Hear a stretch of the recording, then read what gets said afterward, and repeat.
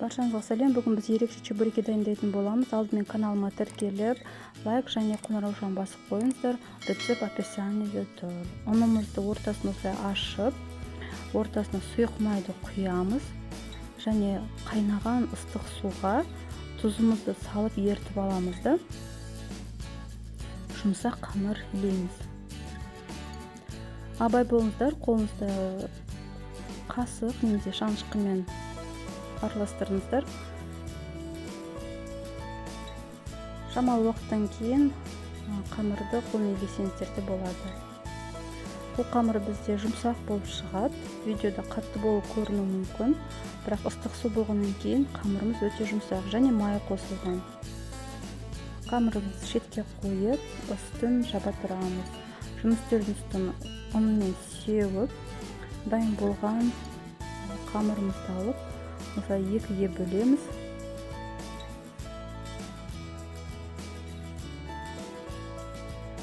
Міне демалған қамырымыз жұмсақ болып шықты. Мен оны екіге бөлдім және әр бөлігін осылай ыңғайлы етіп чебурекиге арнап бөлшектеп тастадым. Әрбір бөлшекті осылай видеодағыдай етіп кішкене басып алыңыздар. Ал енді чебурекimiz жасап бастаймыз. Осылай оқтаумен есіп алып дайындап қойсаңыздар да болады, немесе бір-бірден.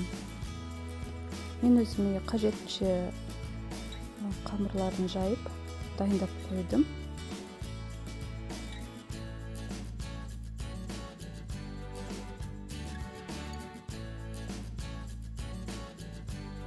Видеоның басында бұл чебуректің салмасы ерекше деп айтқанмын. Яғни біз қызылшаның жапырақтарынан жасаймыз. Пиязды ұсақтап турап, алдын ала жуылған, суына сорғытылған қызылша жапырақтарын ұсақтап турап шығамыз.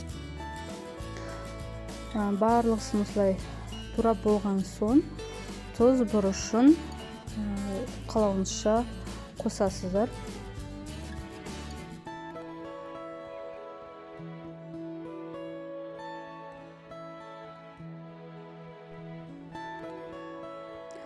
Аздап сұйық май қоссаңыздар да болады. Бұл керісінше дәмдірек болуына септігін тигізеді. Жақсылап араластырып алыңыздар.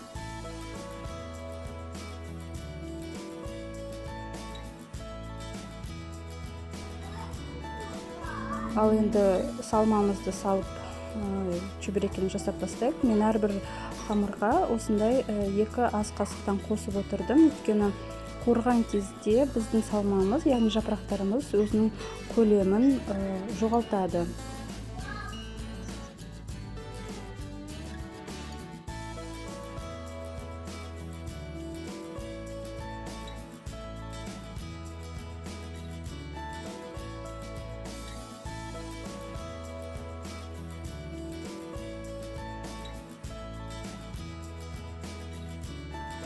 Қазанымызды табамызды май құйып, жақсылап қыздырып аламыз да, екі жағынан қызарғанша қуырып пісіріп аламыз.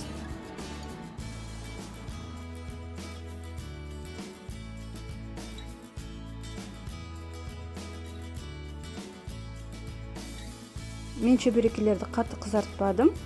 Егер қатты қызарған қаласаңыздар, уақытынан кішкене көптеп қуырыңыздар. Міне чебурекimiz дайын болып шықты. Дәмі маған өте ұнады. Бірінші рет осылай жасап тұрмын.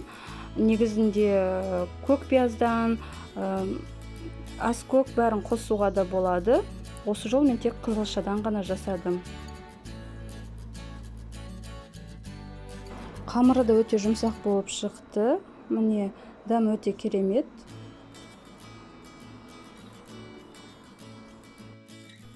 Арнама тіркеліп, лайк және қоңыраушаны басып қойыңыздар. Сұрақтарыңыз болса комментарийге жазыңыздар.